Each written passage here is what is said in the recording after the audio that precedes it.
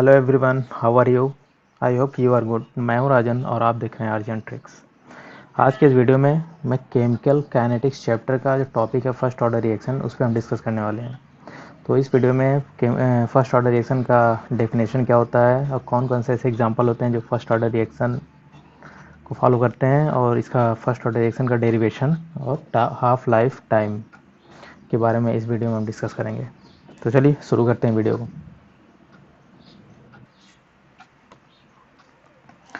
तो ये chemical kinetics topic है फर्स्ट ऑर्डर रिएक्शन। तो फर्स्ट ऑर्डर रिएक्शन क्या होता है कि द रेट ऑफ रिएक्शन, इसमें जो रेट होता है रिएक्शन का वो रिएक्टेंट के एक कंसंट्रेशन पर डिपेंड करता है। यानी rate of reaction directly depend upon the only one concentration of reactant. ये इसका डेफिनेशन होता है। कौन कौन से ऐसे एग्जांपल होते हैं जो फर्स्ट ऑर्डर रिएक्शन को फॉलो करते हैं, या फर्स्ट ऑर्डर रिएक्शन के कौन कौन से ऐसे एग्जांपल होते हैं। जितने भी रेडियो एक्टिव डिकेइंग रिएक्शन होता है वो सभी के सभी फर्स्ट ऑर्डर रिएक्शन होता है, और साथ ही साथ जितने भी डीकम्पोजिशन रिएक्शन होता है वो सब भी क्या होते हैं, फर्स्ट ऑर्डर रिएक्शन के एग्जांपल होते हैं। जैसे H2O2, ये डीकम्पोज होकर क्या बनाता है, वाटर और हाफ O2, ये सब इसके एग्जांपल होते हैं फर्स्ट ऑर्डर रिएक्शन के। N2O5, ये भी क्या होता है, डीकम्पोज होकर क्या बनाता है, 2 mole of NO2 plus half O2। तो ये सारे जितने भी डीकम्पोजिशन रिएक्शन होते हैं वो सब फर्स्ट ऑर्डर रिएक्शन होते हैं। जितने भी रेडियो एक्टिव डिकेइंग रिएक्शन होते हैं वो सब फर्स्ट ऑर्डर रिएक्शन होते हैं। ये इसकी प्रॉपर्टी, ये सब किसके एग्जांपल होते हैं, example of first order reaction. ये सब किसके एग्जांपल है, फर्स्ट ऑर्डर रिएक्शन के। जितने भी रेडियो एक्टिव डिकेइंग रिएक्शन होते हैं, डिकम्पोजिशन रिएक्शन होते हैं। तो ये तो हो गया इसका नॉर्मल एक कॉमन सा बिल्कुल इंट्रोडक्शन कि the rate of reaction directly depend upon the only one concentration of reactant. ये होता है फर्स्ट ऑर्डर रिएक्शन। अब इसको हम डेराइव कैसे करते हैं, तो इसका डेरिवेशन, फुल डेरिवेशन आपको हम यहाँ पे डिटेल स्टडी करने जा रहे हैं इसके बारे में। तो डेरिवेशन कैसे करते हैं, जैसे कि हमने माना यहाँ पे ए है, ये रिएक्टेंट है,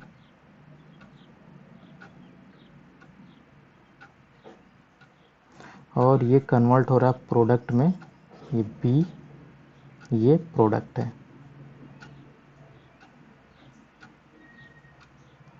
तो एक रिएक्टेंट है वो कन्वर्ट हो रहा है प्रोडक्ट बी में, ठीक।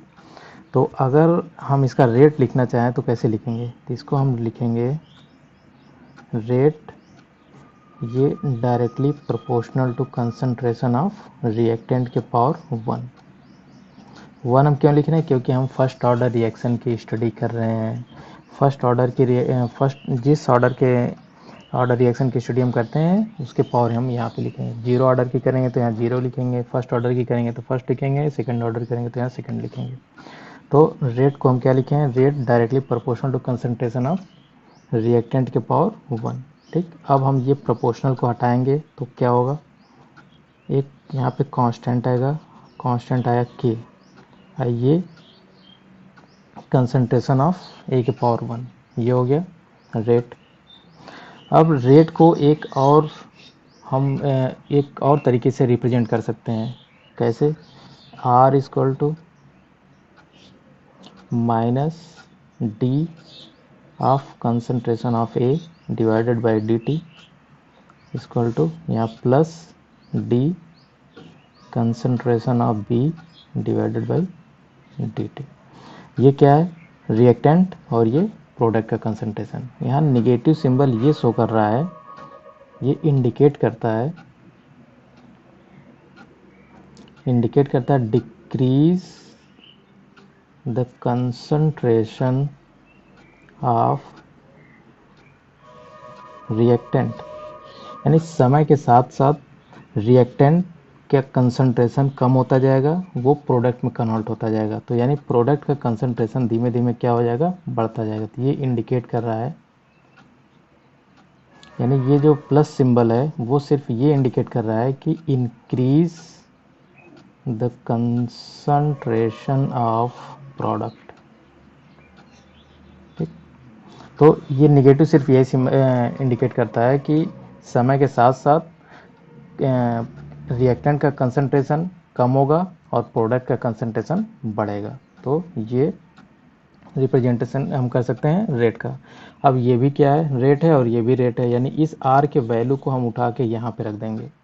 तो अगर हम इस पूरे के वैल्यू को यहाँ पे रखेंगे तो क्या हो जाएगा, देखिए इसको हम लिखेंगे क्या, minus d concentration of reactant divided by d t equal to plus d concentration of B divided by d t और इक्वल टू किसके इक्वल होगा, ये के कंसंट्रेशन ऑफ ए। अब आप यहाँ पे देखेंगे कि इस दोनों को, यानी इसको और इसको, और हम देख रहे हैं ये और ये, तो ये दोनों एक दूसरे से क्या है, डिफरेंट है। डिफरेंट होने की वजह से इसका इंटीग्रेशन नहीं होगा। और इसको और इसको अगर हम देखते हैं, यानी ये दोनों कंसंट्रेशन सेम है, तो मतलब ये क्या है, सेम है, मतलब इसका इंटीग्रेशन होगा, यानी इस और इसका, इसका और इसका, इन दोनों का हम इंटीग्रेशन करेंगे। तो इसको हम एक साथ लिख लेते हैं, d concentration of A by d t equal to, ये हो जाएगा के कंसंट्रेशन ऑफ ए। ठीक, अब हम क्या करेंगे, multiply by negative on both side. दोनों साइड हम निगेटिव से मल्टीप्लाई करेंगे। तो निगेटिव से अगर हम मल्टीप्लाई करेंगे तो यहाँ पे क्या हो जाएगी, प्लस हो जाएगा, ये हो जाएगा d A upon d t equal to, यहाँ पे निगेटिव आ जाएगा, ये के कंसंट्रेशन ऑफ ए, ये हो जाएगा। अब हम क्या करेंगे, इंटीग्रेशन करने से पहले हम क्या करेंगे, इस कंसंट्रेशन ऑफ ए को हम इस साइड लेके जाएंगे और ये इस डी टी को हम इधर लेके आएंगे। तो यहाँ पे हम इसको लिख सकते हैं, d concentration of A by, यहाँ पे हो जाएगा concentration of A equal to minus k into d t, ये हो गया। अब हम क्या करेंगे, ऑन बोथ साइड इंटीग्रेशन। अब दोनों साइड हम क्या करेंगे, इंटीग्रेशन करेंगे। तो इंटीग्रेशन करते हैं, ये हो जाएगा d concentration of A by A equal to, ये तो होगा आपका कांस्टेंट, कांस्टेंट होने की वजह से इसका इंटीग्रेशन नहीं होगा। तो इसका इंटीग्रेशन नहीं होगा तो हम इसको इसी तरह लिख लेंगे और ये हो जाएगा इंटीग्रेशन ऑफ डी टी। ठीक, अब आपको एक फार्मूला यहाँ पे याद रखना है कि यहाँ पे एक फार्मूला होता है कि पहला फार्मूला ये होता है कि integration of D x by x, इसकी वैल्यू होता है ln x, और एक होता है इंटीग्रेशन ऑफ dx की वैल्यू होता है x। ये आपको ध्यान देना है। तो आप देखिए यहाँ पे क्या है, integration of dx by x की वैल्यू क्या है, ln x। तो यहाँ पे वही चीज़ सेम है, integration of dA by a, इसकी वैल्यू क्या हो जाएगा, कंसंट्रेशन ऑफ a हो जाएगा इस फार्मूले पे। इस फार्मूला, ये फार्मूला सेम इसी तरह इस पे पुटअप होगा। तो यहाँ पे क्या हो जाएगा, ये हो जाएगा, मतलब यहाँ ln x है, ln x, तो यहाँ पे क्या हो जाएगा, ln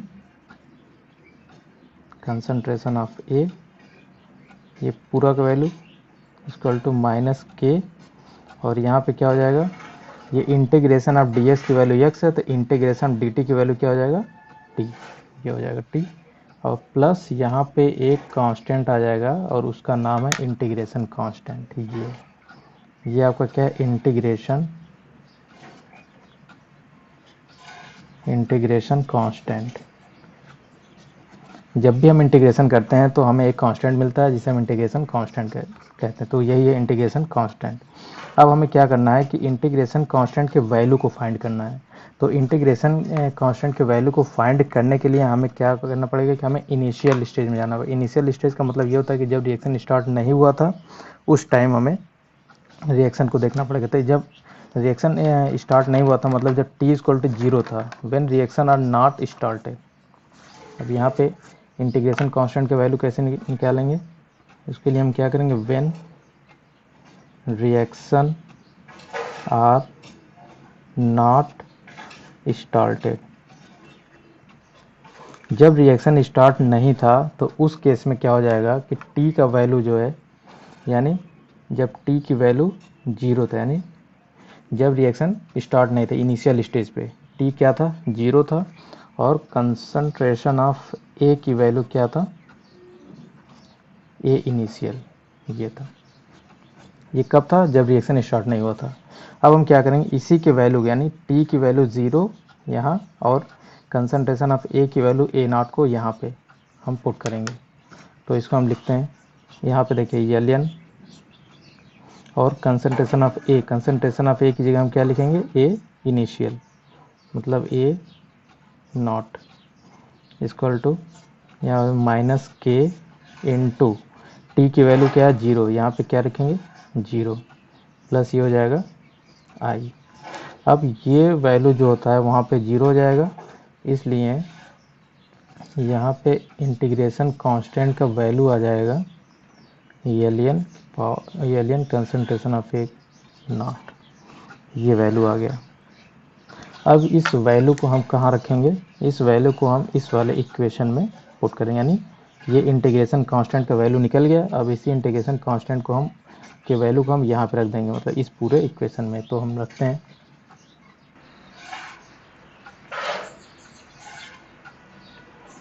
इसलिए यहाँ पे हो जाएगा l n A equal to minus k into t plus यहाँ इंटीग्रेशन कांस्टेंट, ये देखिए इंटीग्रेशन कांस्टेंट की वैल्यू यहाँ पे क्या आया था, हमने देखा ये इंटीग्रेशन कांस्टेंट की वैल्यू आया है एल एन ए की power l n A not, इसी की वैल्यू को हम यहाँ पे पुट करेंगे।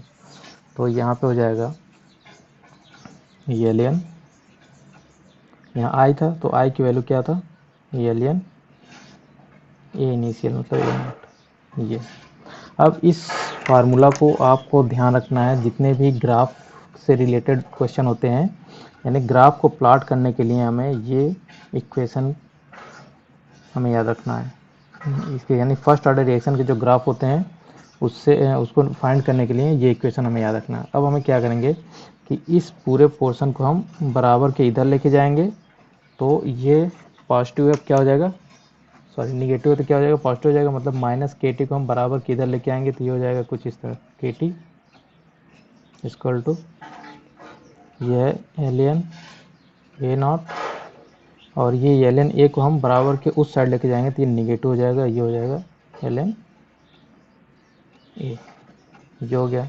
अब यहाँ पे आपको एक फार्मूला और ध्यान रखना है, फार्मूला क्या है कि अगर कुछ इस तरीके से, मतलब l n A minus l n B अगर दिया है तो उसका वैल्यू होता है l n A upon B, आपको ये याद रखना है। और एक फार्मूला और याद रखना है कि एल एन का जो वैल्यू होता है वो होता है 2.303 लॉग के फॉर्म में ये होता है, तो ये दोनों आपको ध्यान रखना है। तो यहाँ पे सेम उसी तरीके से देखिए, यहाँ पे क्या है, ये एल एन इस पूरे को हम क्या माने हैं ए और इसको हम क्या माने बी, तो l n A minus l n B equal to l n A by B. तो यहाँ पे l n A not minus l n A, तो ए भी हम मानेंगे तो इसको हम क्या लिख सकते हैं, तो के टी इक्वल टू हो जाएगा l n concentration of A naught by A, ये हो जाएगा। तो ग्राफ प्लॉट करने के लिए ये इक्वेशन भी हमें ध्यान रखना है।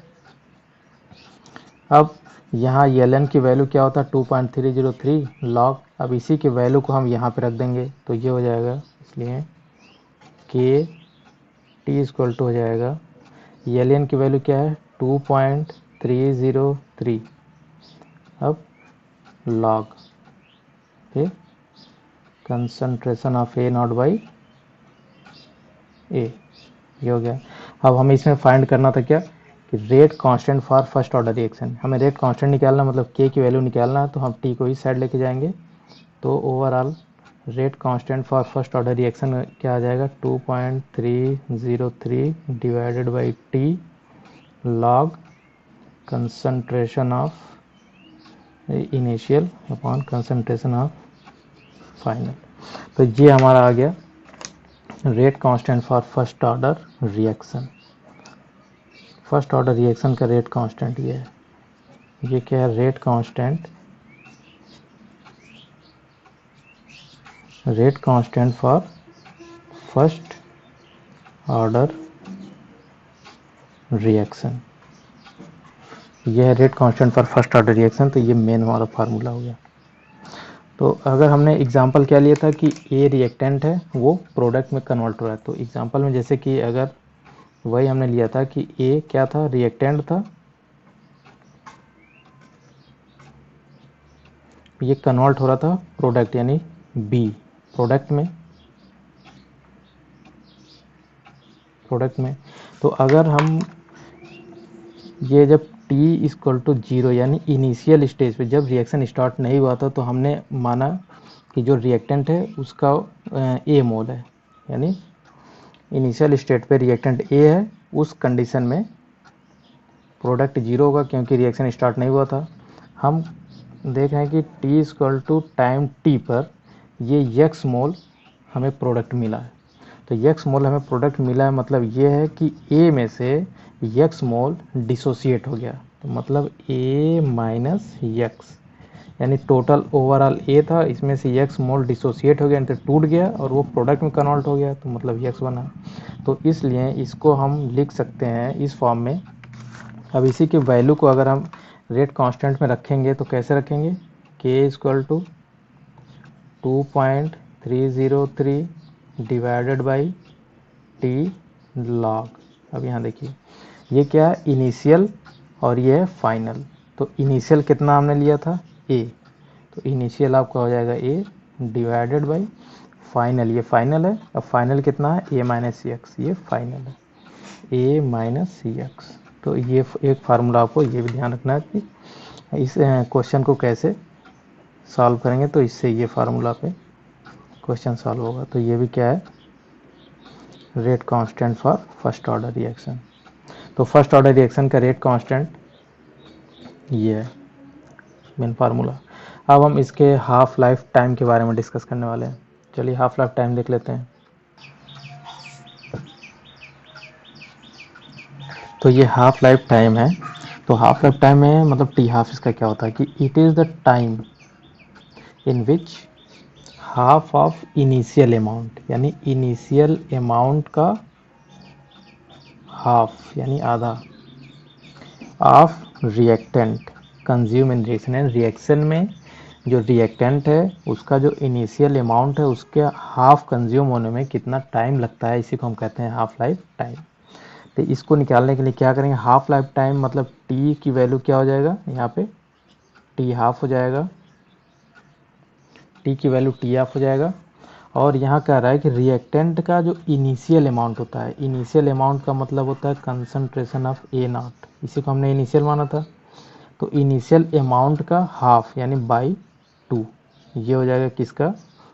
कंसंट्रेशन ऑफ ए का वैल्यू, मतलब फाइनल। तो इस वैल्यू को हम इस रिएक्शन में रखेंगे, यानी रेट कांस्टेंट के सॉरी इसमें रखेंगे, इस वाले मेन फार्मूला में।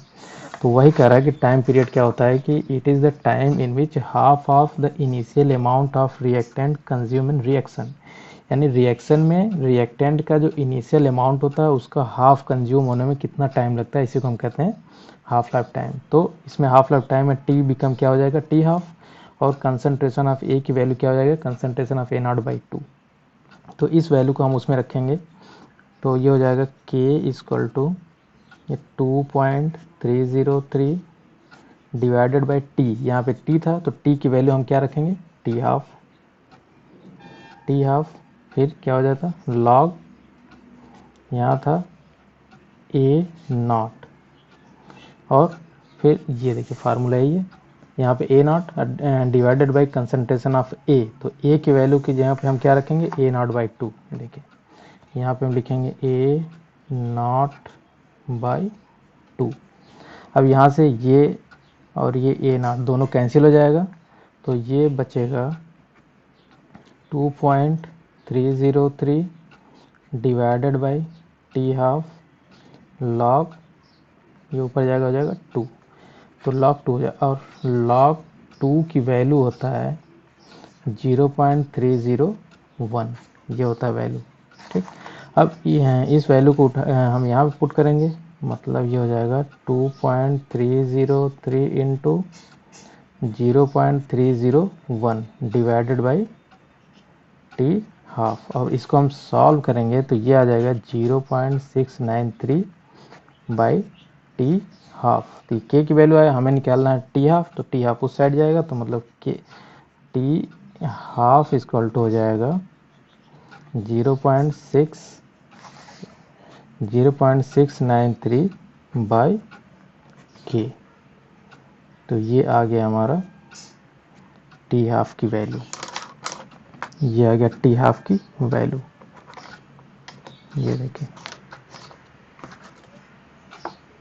ये टी हाफ की वैल्यू आ गया।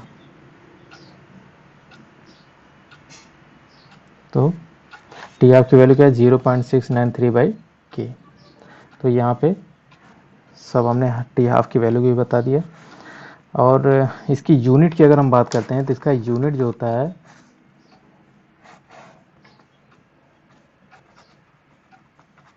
इसकी यूनिट की अगर हम बात करें तो यूनिट होता है सेकेंड इनवर्स, बस इसकी यूनिट होता है सेकेंड इनवर्स।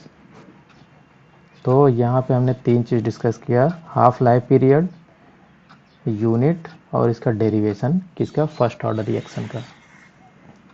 और फर्स्ट ऑर्डर रिएक्शन के जितने भी ग्राफ्स हैं, ग्राफ रिलेटेड जितने क्वेश्चन हैं या ग्राफ हैं, वो सबको हम एक सेपरेट वीडियो बना के अपलोड कर देंगे। ये था बस, ये इंट्रोडक्शन था, ये डिफिनेशन था, कौन कौन से रिएक्शन ऐसे होते हैं जो फर्स्ट ऑर्डर रिएक्शन के एग्जांपल होते हैं, ये था। और ये डेरिवेशन था, डेरिवेशन में आप देख सकते हैं पूरा जीरो लेवल से हमने आपको डिराइव करके एक एक चीज़ बताया। ये है डेरिवेशन, इधर आप देख सकते हैं ये डेरिवेशन है पूरा। ये आपका मेन फार्मूला है, rate constant for first order reaction का। और ये भी फार्मूला आपको ध्यान रखना है, ये दोनों फार्मूला आपको ध्यान रखना है। और ये है half life time for first order reaction. तो फर्स्ट ऑर्डर रिएक्शन का ये हाफ लाइफ टाइम है, ये मेन। और ये इसका यूनिट है सेकेंड इनवर्स, ये इसकी यूनिट होता है। तो क्यू के रीजन के लिए सबसे मतलब हमने ये आपको बताया। तो आज की वीडियो में बस यही था। अगर वीडियो अच्छा लगा तो वीडियो को लाइक, शेयर एंड कमेंट करना ना भूलिएगा। और चैनल पर अगर नया है तो चैनल को सब्सक्राइब करना ना भूलिएगा। ठीक है, मिलते हैं हम ऐसे ही वीडियो में, तब तक के लिए बाय।